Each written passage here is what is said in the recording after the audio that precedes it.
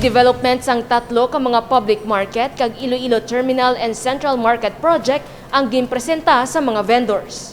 Ginsapol sang alkalde ang mga manugbaligya sa mga merkado publiko sa syudad sang Iloilo.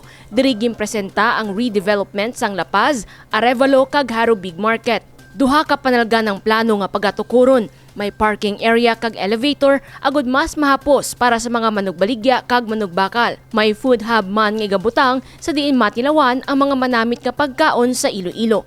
May mga toilet man nga igabutang sa kada merkado kag butangan sang kaugalingon nga metrohan sang kuryente kag tubig, ang fish kag meat section, lakip man ang mga eatery. Gimpasiguro ni Architect Reggie Gregorio nga sa pihak sang redevelopment sa mga public market magapabilin ang heritage nga portion sang merkado. Ang aton nga heritage structure amo ni. So hindi ta na iya pagtandugon. Gimpasalig man ni Mayor Jerry Treñas nga wala sang may madulaan sang pwesto sa mga vendors. May idugang pagani nga mga stalls para sa mga dugang nga manugbaligya sa tion matapos ang proyekto. Ang lapas, sino di taga lapas? Ang harobig, may harobig di. Kag ang arevalomarket, gina-final ta na ang inyo ya. Base, kung matapos nila ang terms of reference, kag ang design, ipasakaon na sa back sa dason nga bulan. So ano na kita subong? May. Sa June, masulod na sa aton back para nga mapabid ta na kay na final ta na ang loan ta sa DBP,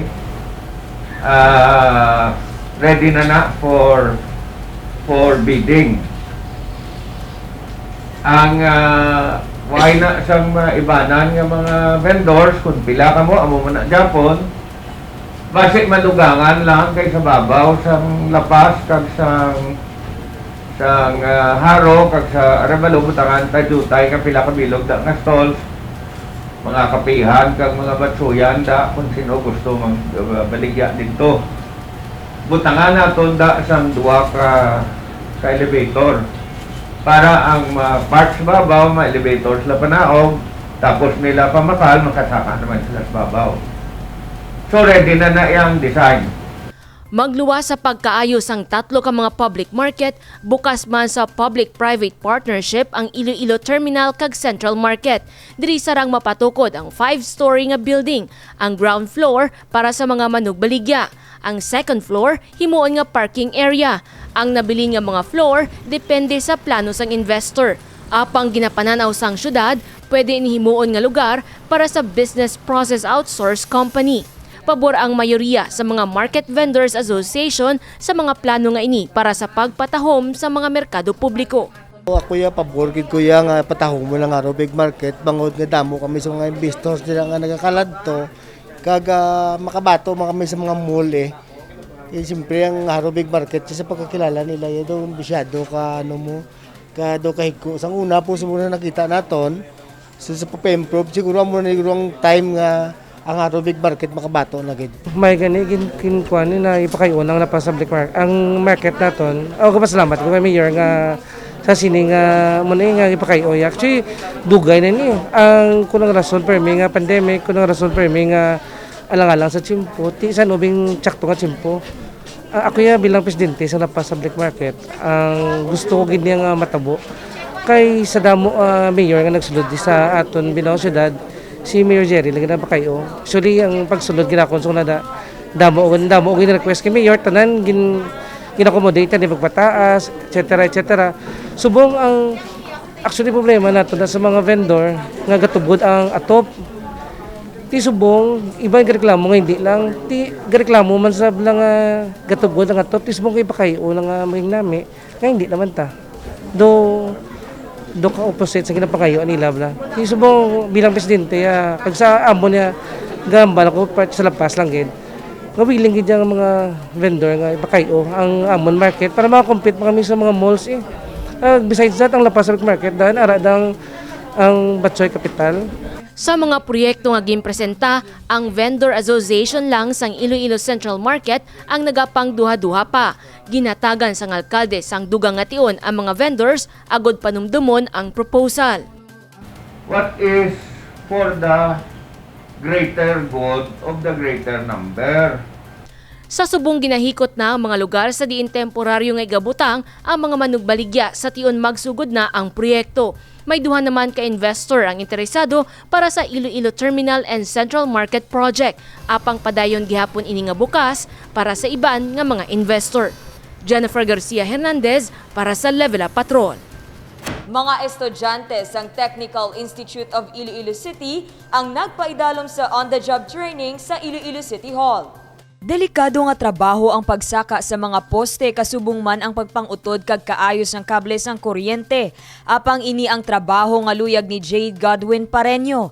Gani siya ang nagkuha sang kurso nga Electrical Technology sa Technical Institute of Iloilo City. Subong siya ang isa sa mga 4 ka estudyante sang tiic nga nagapaidalom sa on-the-job training sa Iloilo City Hall. Damo man ginatudlo ang amon nga ginapdan ma'am. Sa mga kung paano mga safety nga lubrawan para malikawan ng disgrasya. Mo ginanguna tudlo sa mga pag paano i-trace ang linya ka city nga nga wire. Kung paano ang proper nga mag-tap, mag-jump gano ma'am.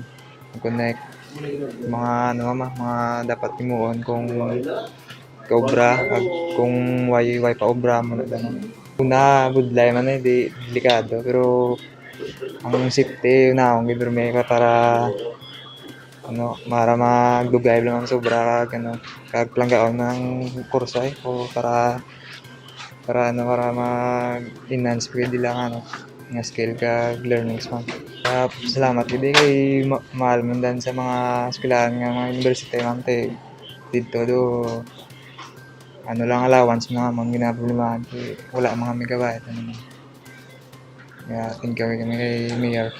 Ang iya classmate nga si Nico Louie Obaredes naga-OJT man sa City Hall.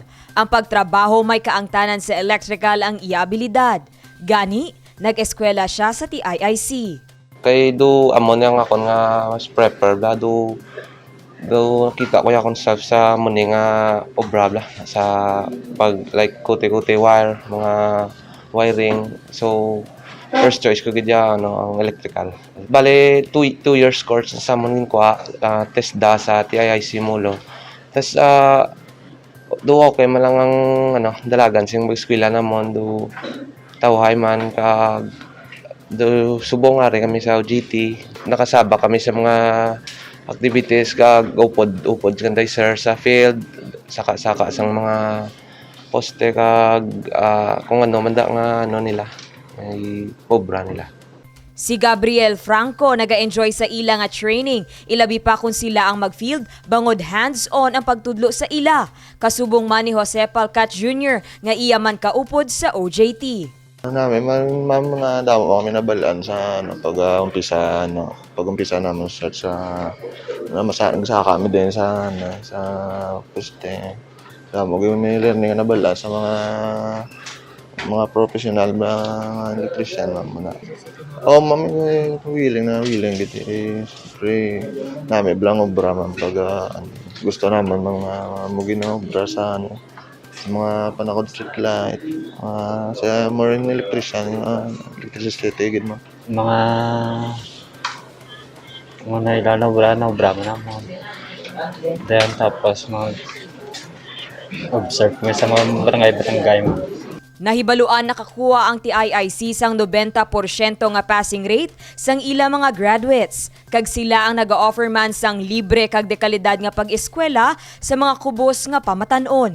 Ginpahayag ni Maria Mathilde Treñas, School Administrator sang TIIC Molo Campus, may bentaha ang mga estudyante sa tion sila ang makatapos na sa ila kurso.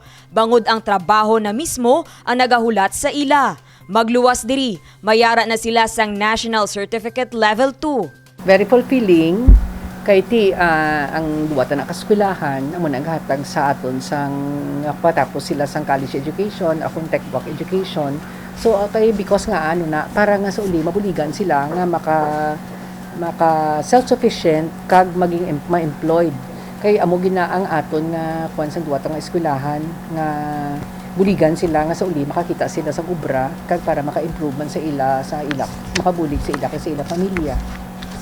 So amo na nga ginausar tagi training ground ang City Hall, isa gina sila, actually they're one of the priorities ang graduates naton for available employment diri. So diri sila nag-hold kita sang OJT nila, trainings nila. And then iban sila na absorb na sa uli, naging naging job hire, eventually naging permanent nga empleyado sang city government. Sa subong, may pila na ka mga graduates ng tiic ang opisyal nga nagatrabaho sa City Hall.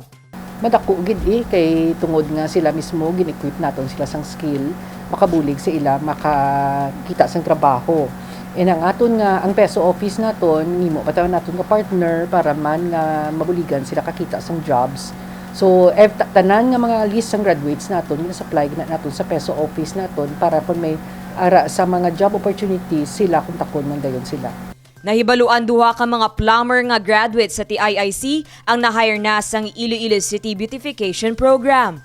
Padayon man ang on-the-job training sa pila ka mga tiic students kag na-deploy sa nagkalain-lain nga departamento sa Iloilo City Hall.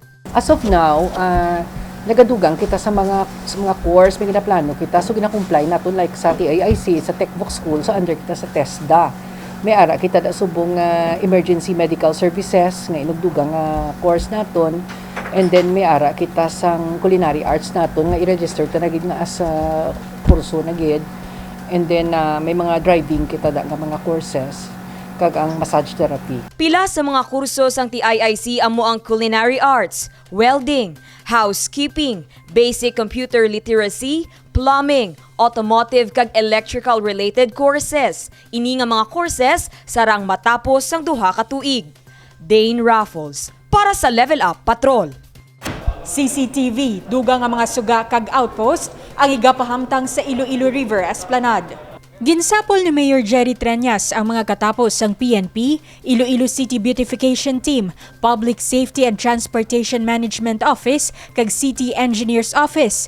Ini matapos nakita ng mga pavers kag pasilidad nga nagkalaguba sa Muliluni Promenade. Naisugtan sa sinapol nga pagapahamtangan sang CCTV, dugang ang mga suga kag outpost ang Iloilo River Esplanade. Ang first siguro, for now, gina-identify ta ang tanan nga lugar wherein ang aton nga green guards na assign dira. Ang mga destroyed nga mga or missing nga mga pavers, mga grills, mga suga, and all other structures that belong to the city government, dokumento ta na kay i-forward kay Engineer Badong Pedregosa. We will just coordinate with them and also with PSTMO. Ang mga green guards gintunga sa 3 ka mga shifts agod mas mabantayan ang lugar. 3 shiftings na sila. Sa aga alas 6 hasta alas 2. Alas 2 naman sapon hasta alas 10 sa gabi.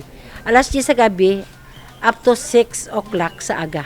Ginmanduan man sang alkalde ang mga nasambit nga ahensya nga pagasikyaron ang Iloilo River Esplanade agod mas maproteheran ang lugar sa anuman nga insidente.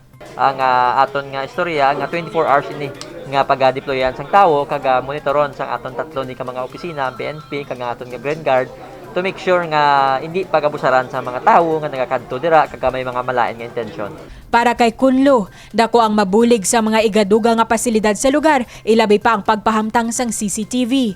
Sa subong ang Esplanade 1 pa lang ang may CCTV camera. Kung may CCTV kita, kung may mga incident, mga matabo within sa aton Esplanade area, ma-review dayon naton ang CCTV kag madasig naton dayon nga ma-resolve kung may mga crime nga matabo, kung may mga pagpangawat nga tabo, o kung any incident man nga matabo sa aton nga mga Esplanade, madasig naton dayon nga makita kung sino ini kag mga taga-adiin ini sila. Sa bahin sang mga pulis, ginmando sang alkalde ang duga nga pagpalibot sa mga cops on bike sa Iloilo River Esplanade. Panawagan sang lokal nga panguluhan sa mga pumuluyo nga magkooperar kag amligan ang mga pasilidad nga ginpahamtang sa palibot bangod ini para sa kaayuhan sang tanan, ilabi na sa pagpatahom sang syudad. Divine Singh para sa Level Up Patrol.